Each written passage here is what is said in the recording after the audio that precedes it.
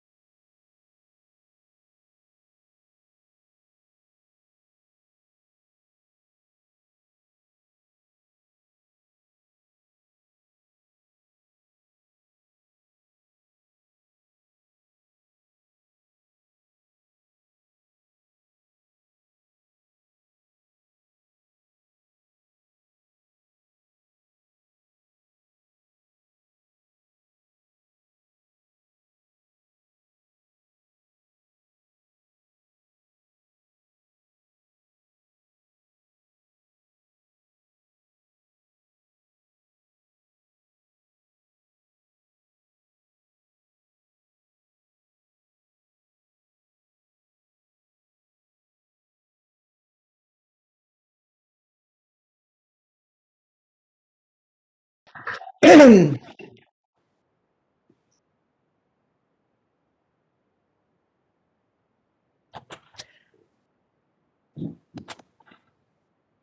can go ahead and begin. All right. I have a gavel, and the Committee on House Administration come to order. I want to acknowledge the presence of a quorum and ask members to mute their mics if they are not speaking, and to decrease the background noise. I'd like to note that we have present with us Mr. Butterfield, Mr. Aguilar, Ms. Scanlon, Ms. Leger-Fernandez, Ranking Member Rodney Davis, and Mr. Stile, I believe. I hope I'm pronouncing that correctly. A quorum is present. Mr. Raskin is otherwise engaged over in the Senate side today, and Mr. Loudermilk will not be able to attend apparently, but we do have a quorum present. As we begin, I want to note we're holding this hearing in compliance with the regulations for remote committee hearings pursuant to House Resolution 8. As I mentioned, generally, the members will mute unless they're speaking, and you need to unmute if you are seeking recognition. Under the rules, we need to keep our cameras on at all times. Even if you need to step away for a moment, please don't turn your camera on, just let it look at the background. And I'd like to remind everyone that pursuant to regulations governing remote proceedings, we're not permitted to participate in more than one committee proceeding simultaneously. At this time, I'd ask unanimous consent that all members have 5 legislative days to revise and extend their remarks, and that any written statements be made part of the record. And hearing no objection, that is. Madam Chair, yes, real sir. quick. Yes.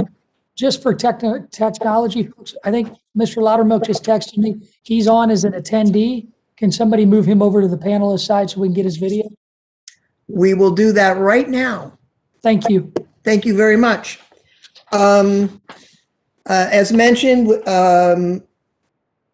hearing no objection, the remarks may be part of the record. Today, the House Administration Committee will organize so we can begin the important work that we will undertake during this Congress.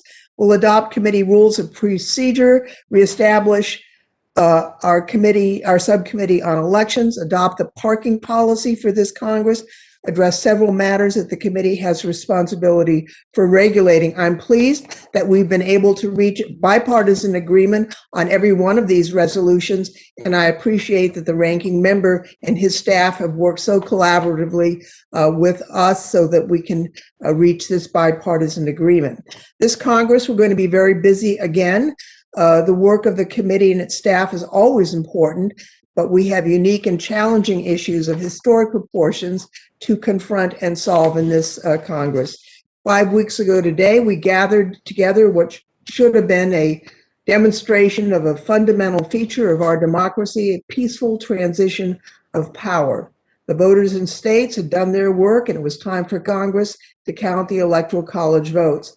I was honored, along with Ranking Member Rodney Davis and our 2 Senate colleagues, to play a small role in that session as a teller to read the results. Tragically, the attack on the Capitol on January 6th transformed a day that should have been a celebration of our democracy as much as it is of any winning candidate into a day of violence and bloodshed. We're grateful beyond words for the sacrifices of the police officers who lost their lives because of the attack, the more than 140 officers who were injured, some grievously, and dozens more who subsequently tested positive for COVID. We all owe thanks to the men and women of law enforcement who literally fought to defend the Capitol, and to those who responded, to the citizen soldiers of the National Guard who answered the call, to the institutional workforce who've helped Congress carry on, even as they all face dire threats to their safety. And because of their courage and their sacrifice, that very night, we were able to resume and complete our constitutional duty. That was a powerful symbol of resilience to our country and to the world. As we move forward, we must ensure that the Capitol is safe and secure while remaining accessible to the public. And even after what experts widely concluded that this past election was the most secure in American history, we must also ensure that the democracy the Capitol serves is also safe and secure. Now, our friend and colleague, as I mentioned, Jamie Raskin, spoke powerfully and eloquently yesterday on the Senate floor about the ramifications of the attack, not just for the safety and well-being of all who work here, but for our shared future and the future of our democratic self-government. We must continue to expand access to civic participation in our elections in a secure manner while confronting the role of misinformation in undermining them. And of course, these are not the only historic challenges we face. 1 year ago, last Saturday, a 57-year-old technology worker from San Jose died after a bout with what might have been the flu. It wasn't until months later that experts confirmed that Patricia Dowd was actually the first known American to have died of COVID in the United States. Now, just a year later, nearly 470,000 Americans have been killed by the virus, more than died in all of World War II. I keep the Dowd family in my heart, as well as the families of our friend Representative Ron Wright and Representative-elect Luke Letlow, a former staffer who was about to return to represent his community as a member and is now mourned by them.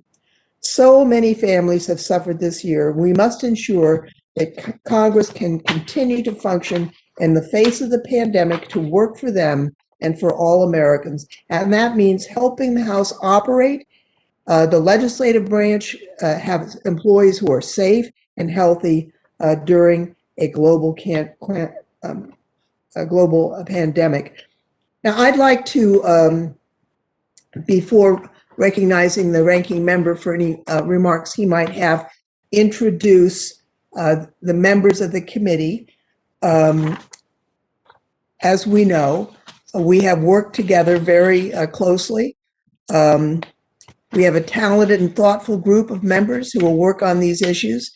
And I want to mention the returning members first.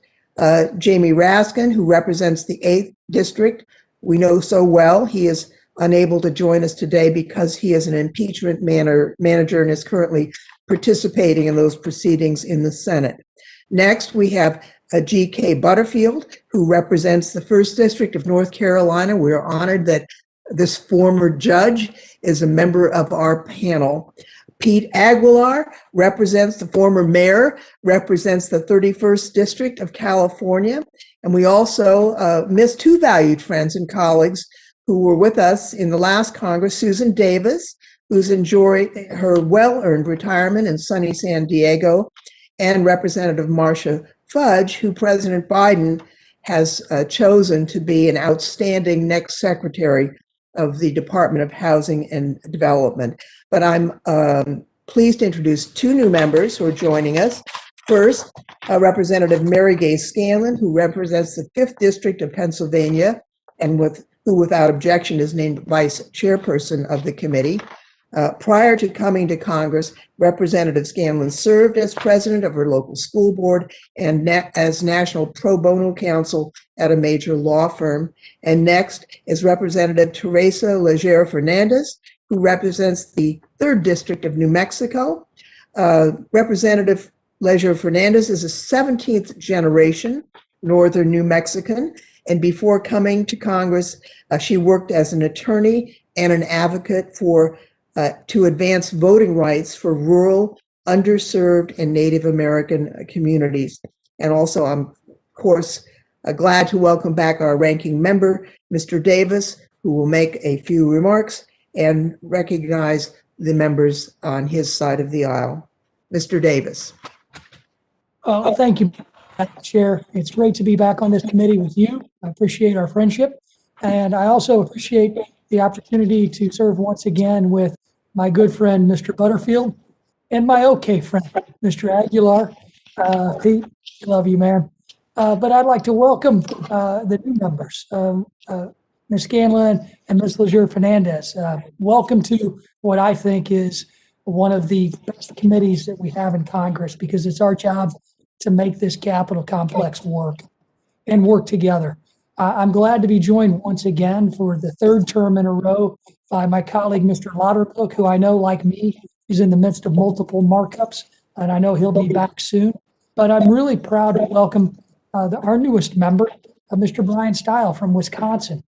For those of you who don't know, Brian was our co-chair of the Franking Commission as a freshman, and he worked hand in hand with former member Susan Davis to really reform our franking system to make it easier for offices to be able to communicate with their constituents. It was long overdue and well done on his behalf. And for that great work, he's been promoted to the full committee to have to deal with each and every one of us. So welcome, Mr. Stile. I'm very proud of you and what you've done. And I'm glad we've seen our former colleague, Ms. Fudge, move on to bigger and brighter pastures. I had a chance to see her last week, wish her well. And I think that probably her and I both, we won't miss each other as much on this committee or the election subcommittee as we will look forward to working together to address housing needs in districts like mine. And I'm very proud of her for her service, and I wish her the best in the future. And with that, I'll go ahead and go to my opening remarks. And it is my honor to serve as ranking member of this committee again, this Congress. From elections to Capitol security, everything in between, this committee has a lot of work to do. I want to welcome again all the new members to this committee. I look forward to working with each and every one of you. As Chairperson Lofgren mentioned, on January 6th, this Capitol was attacked, and we have to make sure what we saw happen that day never happens again. This committee can play an important role by exercising our oversight of the United States Capitol Police, Sergeant at Arms, and other House officers at this critical time. There are immediate short-term changes we can make now to ensure the Capitol is secure and address threats against members of Congress. I'm also hopeful we can work together on a bipartisan, bicameral commission to figure out exactly where the breakdown in security occurred on January 6th and also secure our Capitol in the long term. I was encouraged by President Biden's call for unity in his inaugural speech, and I hope this committee will follow that call to action. We have a responsibility to the taxpayers to not only work together, but to also run this committee in a transparent way.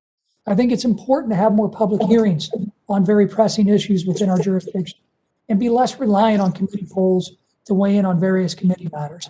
I know that polls have a purpose, and there are times that it's not practical to have the committee meet to discuss and vote on matters, but I fear we're becoming too reliant on the convenience of these committee polls. Additionally, it's important taxpayers know exactly how much it's costing this committee to move forward with an election contest in Iowa's 2nd district, where we already have a sitting member of Congress whose race was unanimously certified by the bipartisan state canvassing board after a full bipartisan recount was conducted. Any expenditure for any contested election effort needs to be disclosed in a consolidated location within the statement of disbursement.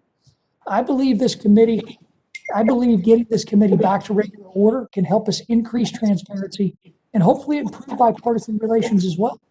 We should focus on making sure our member handbook is updated to meet the needs of our members, ensuring reports such as the end of the year expense report are turned in on time, and MRA letters and committee budgets are issued as soon as we can at the beginning of the new year. This committee held 0 markups last year and less than 10 full committee hearings. And despite COVID-19 completely changing the way this House operates, not one of those hearings was on how to get our campus back to normal operational status. Our internal COVID task force has not met since last summer, and I've often had to learn of changes to our operations and dear colleagues. That's not how we should be operating. Instead, this committee's focus has been on how we can permanently implement remote voting so members don't ever have to come to Washington again. Something that I believe gives power to leadership, and it leaves the rank and file behind, and frankly, it only further divides this House. Common ground is when we're together, when we're face to face, when we can harass each other on a baseball field like Pete and I do every year, in every normal year, and have those personal relationships which can't be formed over Zoom on opposite sides of the country or in different states. I'm hopeful our hearing room will reopen soon so we can work together in person and figure out how we return the House to some sense of normalcy, secure our campus, and find common ground on the many issues facing this committee. With that, Chairperson Lofgren, I do look forward to working with you again on this committee. I welcome again all of our new members to this House Administration Committee for the 117th Congress. We're going to have a good time. I yield back. Gentleman yields back. I will now be calling up resolutions 117-01 through 117-09 to consider en bloc. Resolution 11701 adopts the committee rules for the 117th Congress as required by Clause A of House Rule 11. A copy of the proposed rules is before each member. The rules proposed for the 117th Congress are the same rules this committee operated under during the 116th Congress, save for technical and conforming changes made to bring them in line with House Resolution 8 and the rules of the House. Resolution 117-2 establishes the membership of the Subcommittee on Elections. The subcommittee will be chaired by G.K. Butterfield. The other members will be Representatives Pete Aguilar and Representative Teresa Leisure Fernandez, and the ranking member will be Representative Stile. Resolution 117-3 provides for the parking policy of the 117th Congress. The policy for this Congress follows that of the last Congress, with several improvements and enhancements, including requiring an individual requesting a temporary permit for more than 14 business days in a 16-month period to submit the request to the committee for approval on a standardized form, prohibiting the parking of multiple vehicles with the same permit on the campus at one time, and stiffening the violation discipline regime, making fewer violations more severely punished, and creating a class of certain aggravated offenses, and we know who they are, such as parking in another person's reserved spot and unauthorized parking on the G3 level of the Rayburn garage. Resolution 117-4 requires all employing offices covered by the Congressional Accountability Act to adopt anti-discrimination and anti-harassment policies for their workplace. 05 requires all employing offices, including members' district offices, to post notices that explain and remind employees about their workplace rights and protections. Resolution 6 adopts regulations governing the student loan repayment program available to House staff. This will be the first update to the program's regulations since the year 2008 and is prompted by two recent statutory policy changes. First, the CARES Act provided for an extension of a tax exemption of up to $5,250 in borrower payments and also extended administrative forbearance of federal student loans. Eligible employees with federal loans and administrative forbearance pursuant to the Act are now eligible for payments. Secondly, the Consolidated Appropriation Act of 2021 increased the aggregate lifetime limit on the borrower behalf payments from $60,000 to $80,000 and will allow eligible employees who had otherwise exhausted their eligibility to continue to participate. Resolution 7 adopts regulations governing the House paid internship program and allows each congressional membership organization one paid intern. Resolution 8 updates the regulations regarding eligible congressional membership organizations, or ECMOs, and updates to the ECMO regulations for the 117th Congress include requiring eligible ECMOs to disclose proposed annual amounts of dues and budgets to members and to the committee, prohibiting hiring discrimination based on sexual orientation and gender identity, and finally, Resolution 9 provides regulations prohibiting the use of House exercise facilities by former members who are registered lobbyists or by foreign agents. I now recognize Ranking Member Davis for any remarks he might care to make on any of these resolutions. Mr. Davis? Thank you, Madam Chair. The only remarks I would say is I'm just excited to see the student loan program that's been very successful in helping congressional staffers be able to pay off their student debt. This was an issue that Scott Peters and I led in the last Congress, and I'm excited we were able to make sure that not just congressional staffers, but every single American now has student debt treated when it's paid by an employer, the exact same as tuition reimbursement, and it's tax-free for the first $5,250 a year.